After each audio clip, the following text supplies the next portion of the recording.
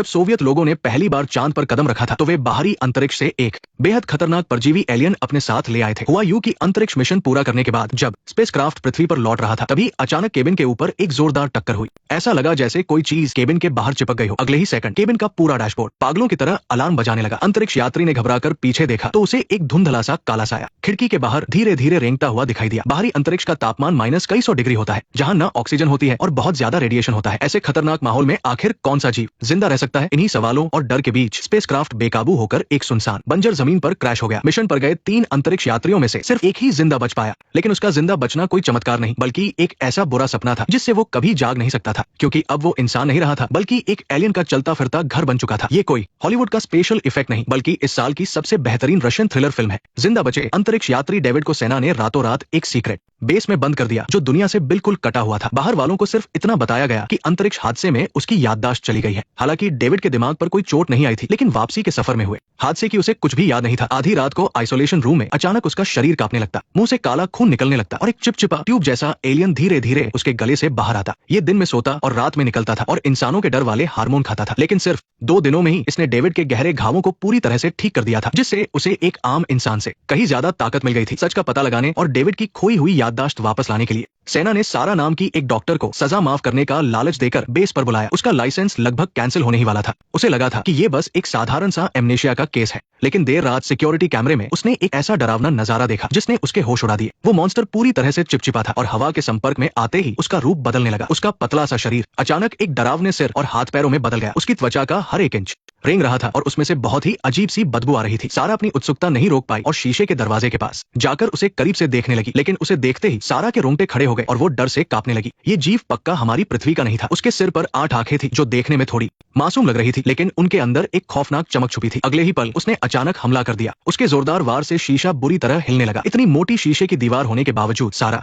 उसकी ताकत को महसूस कर सकती थी। उस अनजान जीव के खौफ ने उसे इतना डरा दिया कि उसके पैर कांपने लगे। उसे खड़े होने में भी मुश्किल हो रही थी और उसका पूरा शरीर थरथर कांप रहा था। कर्नल ने तुरंत आगे बढ़कर उसे संभाला और आखिरकार वो सच बता दिया जिसे इतने दिनों से छुपाया जा रहा था। असल में कुछ समय पहले जब 3 अंतरिक्ष यात्री वापस लौट रहे थे तो गलती से वे इस एलियन को अपने साथ ले आए। वापसी के सफर में एलियन ने हमला कर दिया और 2 अंतरिक्ष यात्री वहीं मारे गए और डेविड के शरीर में वो एलियन घुस गया। उसने डेविड के शरीर को अपने स्पेस सूट की तरह और जिंदा रहने के लिए अपना घर बना लिया। रोज रात 2 बजे एलियन डेविड के शरीर से बाहर आता है और घूमता है। शरीर के अंदर बाहर जाते समय वो डेविड को कोई नुकसान नहीं पहुंचाता है। कर्नल ने सारा से विनती की कि वो एलियन और डेविड को अलग करने का कोई तरीका निकाले ताकि डेविड की जान बच सके और इस एलियन के राज भी सामने आ सके। सच जानने के बाद सारा तुरंत वहां से जाने के लिए मुड़ी। एक डॉक्टर होने के नाते मरीज की जान बचाना उसका फाराजा था, लेकिन ऐसे खतरनाक और अनजान जीव पर रिसर्च करना बहुत जोखिम भरा था। वो अपनी जान खतरे में नहीं डालना चाहती थी, लेकिन कर्नल को उसके बारे में सब कुछ पहले से पता था। सारा एक ऐसी लड़की थी जो बिना अंजाम की परवाह किए बड़े फैसले लेती थी। एक बार उसने मरीज के घर वालों को बताए बिना ही उस पर एक बहुत ही खतरनाक इलाज आजमा लिया था। विवाद होने पर भी उसने कभी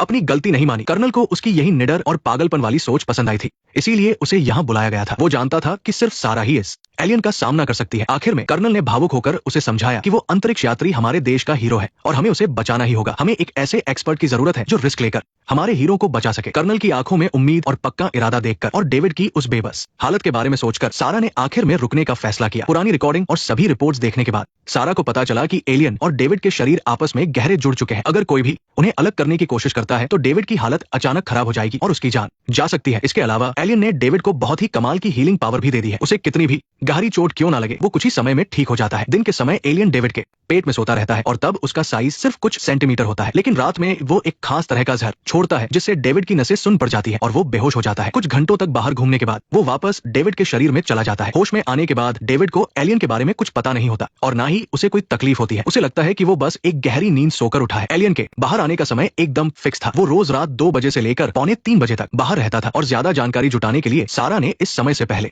कई तरह के खतरनाक तरीके आजमाकर डेविड को चेक किया, लेकिन कोई फायदा नहीं हुआ। ऐसा लग रहा था जैसे डेविड की यादें पूरी तरह से ब्लॉक कर दी गई हो। कोई भी तरीका काम नहीं आ रहा था। तभी एक दिन रात के 2 बजे एलियन रोज की तरह डेविड के पेट से बाहर निकला। इस बार सारा ने एक ऐसा फैसला लिया जिसने सबको हैरान कर दिया। उसने खुद एलियन के करीब जाकर उसे समझने की सोची। वो शीशे के पार एलियन के सामने आराम से लेट गई। किसी ने सोचा भी नहीं था कि वो खतरनाक एलियन भी उसकी नकल करते हुए धीरे धीरे लेट जाएगा। उसकी आंखों में अब कोई गुस्सा नहीं था बल्कि एक अजीब सी उत्सुकता थी। ऐसा लग रहा था जैसे उसे सामने मौजूद इस इंसान में एक दिलचस्पी पैदा हो रही हो। जैसे ही सारा उसे और करीब से देखने के लिए उठी, गलती से उसका हाथ पीछे रखे एक खिलौने पर लग गया। उस छोटे से खिलौने ने तुरंत एलियन का ध्यान अपनी ओर खींच लिया। सारा समझ गई कि ये एलियन काफी समझदार हो सकता है और ये सिर्फ हमला करना ही नहीं जानता। इसके बारे में और जानने के लिए सारा ने सीधा आइसोलेशन रूम के अंदर जाकर उस पर रिसर्च करने का फैसला किया। उसने अपनी प्रोटेक्टिव सूट पहनी, धीरे से आइसोलेशन रूम का दरवाजा खोला और खिलौना लेकर बहुत सावधानी से अंदर चली गई। उसने वो खिलौना जमीन पर रख दिया। एलियन सच में उस खिलौने की तरफ आकर्षित हो गया और उसने हमला करने की जरा सी भी कोशिश नहीं की। वो धीरे धीरे रेंगता हुआ आगे आया और अपने चिपचिपे शरीर से खिलौने को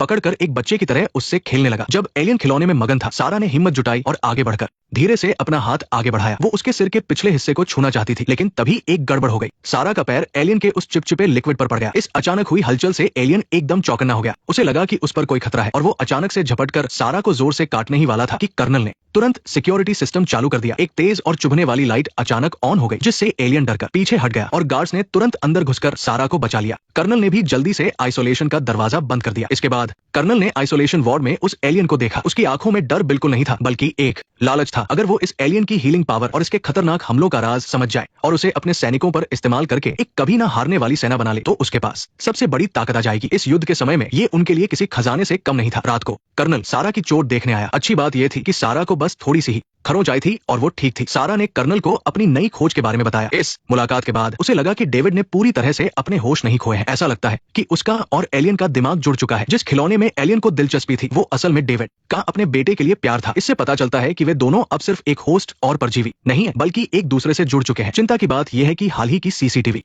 रिकॉर्डिंग के हिसाब से एलियन के रात में बाहर निकलने का समय हर दिन बढ़ता जा रहा है। वो धीरे धीरे डेविड की याददाश्त को कम कर रहा है और उसके दिमाग पर कब्जा कर रहा है। अगर ऐसा ही चला तो एलियन बहुत जल्द डेविड के शरीर से पूरी तरह बाहर आ जाएगा और जब ऐसा होगा तो उसे रोकना नामुमकिन होगा और वो हर जगह तबाही मचा देगा, जिसके नतीजे बहुत बुरे होंगे। कर्नल के चेहरे पर चिंता आ गई। उसने सारा से रिसर्च जल्दी खत्म करने को कहा और ठंडी आवाज में बोला, अगर ये मॉन्स्टर बेकाबू हुआ तो हम डेविड और एलियन दोनों को खत्म कर देंगे। हम कोई भी खतरा मोल नहीं ले सकते। इस भारी दबाव के कारण सारा को रात भर नींद नहीं आई। वो मॉनिटरिंग रूम में जाकर रोजाना की सीसीटीवी रिकॉर्डिंग बार बार देखने लगी ताकि कुछ नया पता चल सके। तभी उसने देखा कि कुछ फुटेज किसी ने जानबूझकर डिलीट कर दी है और सारी जरूरी चीजें गायब है। सारा ने गुस्से में रिसर्चर से पूछा कि उन्होंने डेविड को ऐसा क्या खिलाया है जिससे हर रात उसके हार्मोन इतनी तेजी से बदल रहे हैं। पर रिसर्चर ने बात घुमा दी और नजरें चुराने लगा। ये बिल्कुल साफ था कि कर्नल कोई बहुत बड़ा राज छुपा रहा था। ये देखकर सारा ने तुरंत अपना तरीका बदला। तुम्हें ये बात कर्नल को बताने की जरूरत नहीं है। नोबेल पुरस्कार जीतने के लालच में उस रिसर्चर ने बड़ा रिस्क ले लिया। वो चुपके से सारा को बेस के खुफिया हिस्से में ले गया और उसे गाड़ी में छुपा दिया ताकि वो खुद डेविड के खाने का वक्त देख सके।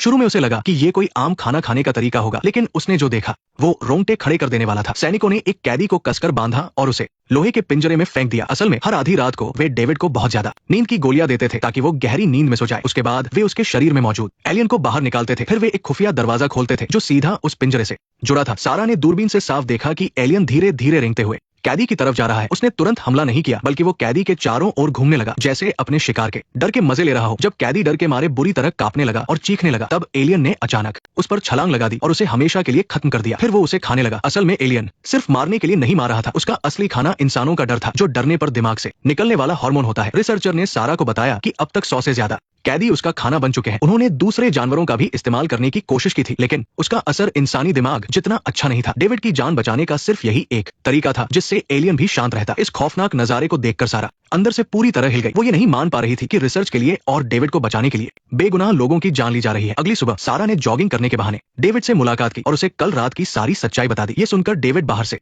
बिल्कुल शांत दिखा, लेकिन उसके अंदर एक तूफान मच गया था। सुरक्षा को ध्यान में रखते हुए उन दोनों ने रात को छुपकर मिलने का फैसला किया। रात में डॉक्टर ने हमेशा की तरह डेविड को नींद की गोली दी। जैसे ही गार्ड बाहर गया, डेविड ने मौका देखकर अपने मुंह से वो नींद की गोली बाहर निकाल दी। उसने जल्दी से एक चम्मच से उसे पीसा और छुपकर पानी के गिलास में मिला दिया। फिर उसने गार्ड का ध्यान भटकाने के लिए उसे अपने कमरे में बुलाया। जब महिला गार्ड ने पानी पिया और बेहोश हो गई, तो डेविड ने टीवी के पीछे का कवर खोला और उसमें से एक चुंबक निकाल लिया। उसने उस चुंबक से सीसीटीवी कैमरों के सिग्नल को जाम कर दिया। जल्द ही गार्ड्स को सिग्नल में कुछ गड़बड़ लगी और वे चेक करने दौड़े। इसी मौके का फायदा उठाकर डेविड सारा से मिला और उसे अपने साथ एक छुपे हुए कमरे में ले गया। तब जाकर सारा को पता चला कि डेविड को इस सब के बारे में पहले से ही मालूम था। वो बस अनजान बनने का नाटक कर रहा था ताकि किसी को शक ना हो। उसका और एलियन का दिमाग एक दूसरे से जुड़ा हुआ था। जो कुछ भी एलियन देखता या महसूस करता है, डेविड को सब पता चल जाता है। वो शुरुआत से ही इस लैब से भागने का प्लान बना रहा था। उसने सारा से मदद मांगी कि वो 2 हफ्ते तक उसे बचा ले। अगर कर्नल की रिसर्च में कोई नया खुलासा नहीं हुआ तो ऊपर से एक जांच टीम यहाँ आएगी और तब वे दोनों आजाद हो जाएंगे। बाद में सारा खुद कर्नल के पास गई और उससे सीधे सवाल किया कि वो इतना बेरहम कैसे हो सकता है कि जिंदा इंसानों को एलियन को खिला रहा है। लेकिन कर्नल का जवाब बहुत ही कड़वा था। इस युद्ध के समय में जिनके पास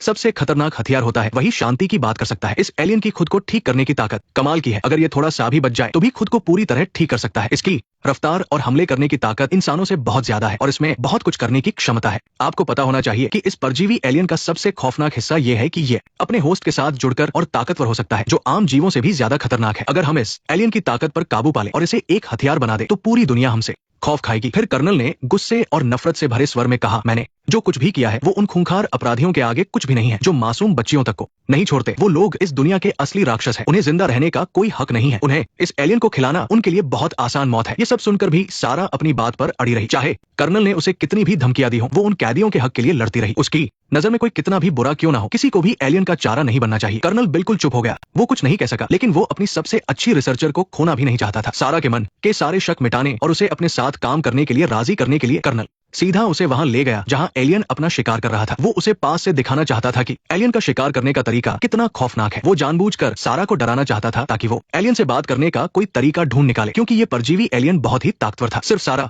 ही उसे थोड़ा बहुत कंट्रोल कर सकती थी। कर्नल ने सारा को सिर्फ इसी वजह से रोक कर रखा था ताकि वो जल्द से जल्द इस खतरनाक जीव पर काबू पा सके। फॉलो कर लो वरना अगली वीडियो मिस हो जाएगी।